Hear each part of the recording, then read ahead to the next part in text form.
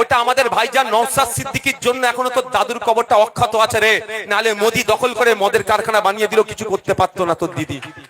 বলবেন ওদেরকে তুই দিদি দিদি করছিস, তোর দিদি তোর দাদুর কবরটাকে বাঁচানোর কথা ভাবেনি।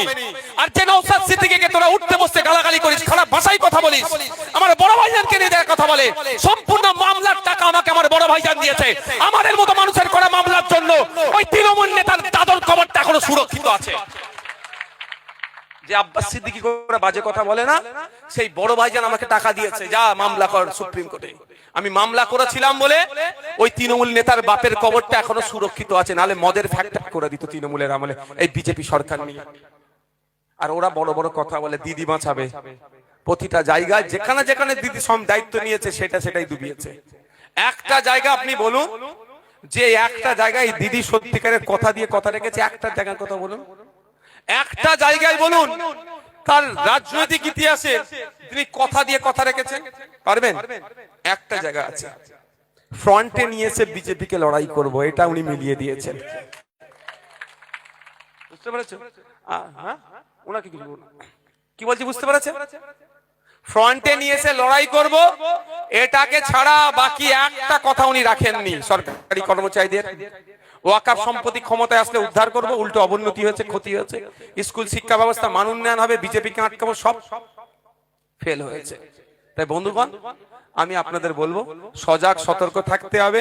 তৃণমূলের এমন কোন প্রকল্প নেই যে প্রকল্পের জন্য আপনার কাছ থেকে ভোটটা চাইবে, শুধুমাত্র বিজেপির ভয় প্রকল্প। একটা প্রকল্প আছে, তার নামটা কি? বিজেপির ভয়। এই প্রকল্প দিয়ে উনি ভোটটাকে চাইতে চাইছেন, বাকি কোনো প্রকল্প দিয়ে চাইছে না। মা, তোমার মা বাপ যে কবরে ঘুমোচ্ছে, মমতা ব্যানার্জি সেটা বিজেপিকে সহযোগিতা করে দিচ্ছে কবরটা কেড়ে নিতে। ভোটটা কি মমতা ব্যানার্জিকে দেবে তুমি? বলো মা, দেয়া যাবে? আর ওই কবরটা যাতে ঠিক থাকে, তুমি গিয়ে একবার জিয়ারত করতে পারো। তোমাদের আব্বাস সিদ্দিকী আমাকে টাকা দিয়েছে, সুপ্রিম কোর্টে মামলা করতে পাঠিয়েছে। এবার কোথায় ভোট দেবে তুমি দেখো।